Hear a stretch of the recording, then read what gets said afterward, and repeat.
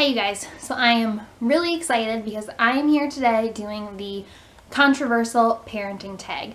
And I have been wanting to do this like forever, but especially the last month or two, I've been really wanting to do it and I've been trying to find a time to do it, but it's just never worked out. So right now I am making the time to do it and we're just gonna get started. All the topics are right here on my phone, so I'm gonna be reading off of this and we're just gonna hop right into it. Number one is pro-life versus pro-choice. And honestly, I am probably, or not necessarily probably, I am pro-life just because, I guess this is harder to do than I thought it would be, especially with this topic. I guess to go along with another question, I don't see why you wouldn't be pro-life, because honestly you're choosing life. You're not necessarily choosing, this life for yourself, if that makes sense. And I mean, I know that there's cases where people say, well, what about rape? What about this? What about that? Adoption is an amazing thing. There are couples out there who are, emotionally, financially, everything stable enough to give a home and an amazing life to a child, and they are not able to, whether it be fertility problems, medical problems, whatnot. Yeah, I don't want to stick too much on one subject. I'm just going to kind of explain why. Yes, I'm pro-life because I feel like it's not necessarily just your life that you're choosing, if that makes sense. It's choosing life. I think I explained that in a short and sweet way. Two is baby wearing. I'm fine with it. I wore Grayson when he was a baby. He'll be baby wearing this time around. So yeah, I'm okay with it. Number three is circumcision. And I'm going to kind of skip over this one because the more I think about it, the more weird I think it is to be talking about my son's genitals on the internet, especially since, there might be a chance that he might watch this someday, or, friends of his or people that he knows, they might be watching this someday. So yeah, we're just gonna skip over this one. Number four is adoption. Like I just talked about a couple minutes ago, I'm very pro-adoption. I actually have two first cousins in my family who were adopted through an international adoption. They were adopted from Russia as babies. So yeah, I'm pro-adoption. Next is baby piercing.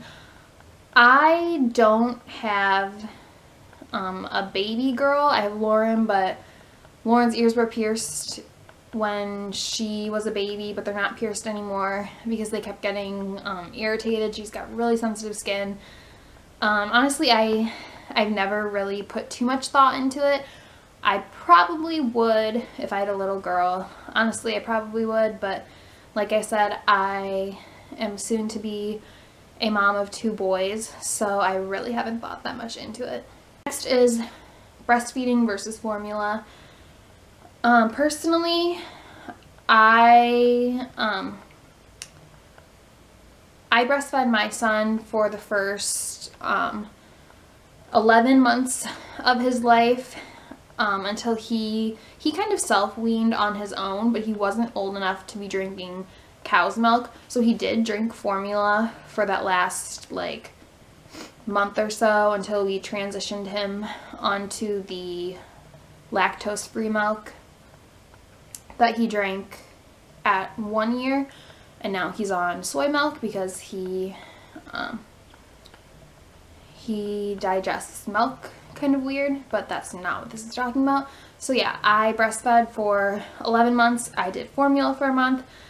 Honestly, I think that the breast milk versus formula debate is thought about more than it needs to be, because at the end of the day, what really is true is that fed is best. And if you are feeding your baby, you're doing a good job. Next is spanking. And I personally was not spanked as a child, but I was not an average child. My sister and I, we were very timid, very quiet, very shy, very well-behaved children.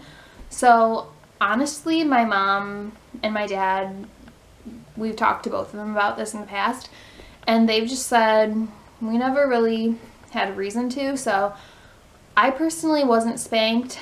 I have never had to spank my child, but I don't see anything wrong with it to a certain extent. So I somewhat believe in it if it's necessary. I don't believe in like beating your child, but I think if it's necessary, maybe.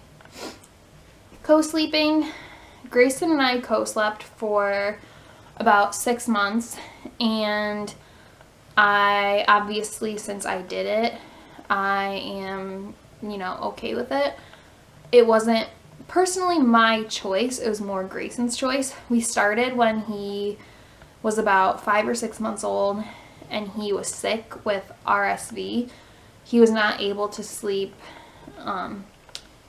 flat on any like crib type mattress surface, whatever. He didn't really like to sleep in the rock and play at that point. He was done with that. I'm trying to remember. He would fall asleep in my arms every single night because he would fall asleep while he was being fed, and I would just kind of take him to bed, and that's how he slept for about 6 months, from the time he was 5 or 6 months to about 11 months. So yeah, we co-slept. Homeschooling versus public versus private versus charter schooling.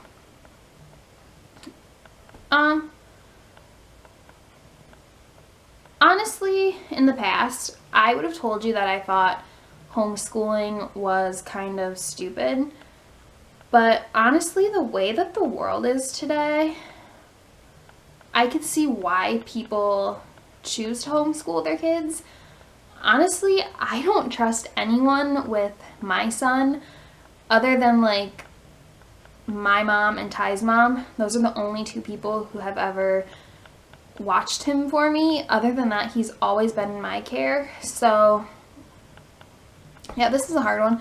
I don't know a lot about charter schooling. I honestly don't really know what it really is, so I'm not really gonna speak on it. But private versus public, our kids personally will go to a private school for preschool. That's where Lauren will be going in the fall, but they'll be attending the public school where we live once they start elementary. Vaccinations, and personally, I am very pro vaccinations, and I'm not really going to talk on it a lot because I don't really feel the need to say anything other than I'm very pro vaccinations. This is medicating children, and I think that means like ADHD and stuff like that. And once again, I don't really know a lot about this specific topic other than I think what's so controversial is the age that they start and when they start to evaluate. So I think that if a child would really benefit from it, then it could be a positive thing. So then I would support it. But honestly, I'm not really sure what the age is when they say it's completely necessary. So that's as far as I'm going to go into it. Cloth versus disposable diapers. I use disposable diapers for my babies. When I was pregnant with Grayson for about a week, I kind of looked into cloth diapering. And then I realized how much work it is. It's not as easy as what you think it would be. There's kind of a lot of work that goes into it, and I just decided that disposable diapers would probably be the best scenario for us. Next is the cry it out method, and I can't do this. I just can't do it. My babies, you might say, are a little bit spoiled, but that's just the way that it is. I was never able to let Grayson be alone and cry. He didn't start sleeping in his room by himself until he was about a year old, and we kind of did that transition when he was ready and when we felt like he could do it and he wanted to do it. And look at him now. We might have waited a little bit late, but he's a perfect sleeper now. He, you put him in his crib and he goes to sleep. And I think that waiting until he was ready and mature enough and wanted to sleep on his own was the best decision, because honestly, he wants it now.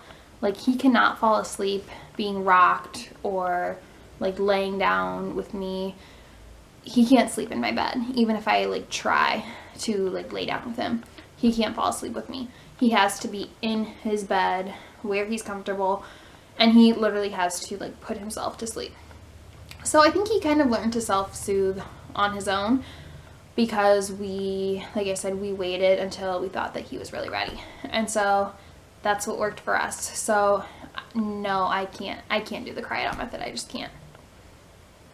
So that is everything. Hopefully I answered the questions enough. I know some of them I kind of tiptoed around because I either don't feel like I'm educated enough on the subjects, or some of them I just didn't really want to talk about. But yeah, thank you for watching as usual, and I hope you enjoyed. Bye.